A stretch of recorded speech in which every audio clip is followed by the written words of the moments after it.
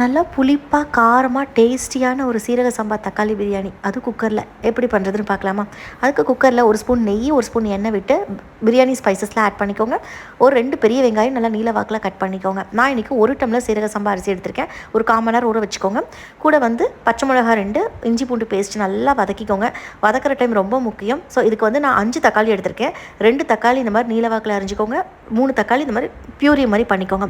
இதையும் ஆட் பண்ணிவிட்டு நல்லா அதில் வந்து கொத்தமல்லி தலை, புதினா தலை ஆட் பண்ணிவிட்டு நல்லா வதக்கி விடுங்க. வதக்கி விடுறது இந்த அளவுக்கு தொக்கு மாதிரி ஆனதுக்கு வரைக்குமே நல்லா வதக்குங்க.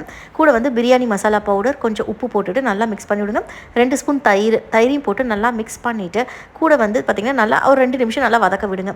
வதங்கினதுக்கப்புறம் தண்ணி, 1 டம்ளர் அரிசிக்கு வந்து 1.5 டம்ளர் தான் அளவு தண்ணி. அதுக்கு மேலே ஊற்றுனீங்கன்னா குழஞ்சி போயிடும். ஸோ அரிசி ஊற வச்சிருக்க அரிசி எடுத்து போட்டு மேலே கொத்தமல்லி புதினா நெய் விட்டு க்ளோஸ் பண்ணி வச்சு எடுத்திங்கன்னா ஒரு 10 நிமிஷம் சிம்மில் வச்சு எடுத்திங்கன்னா சூப்பரான ஒரு டேஸ்டியான சீரக சம்பா தக்காளி பிரியாணி ரெடி.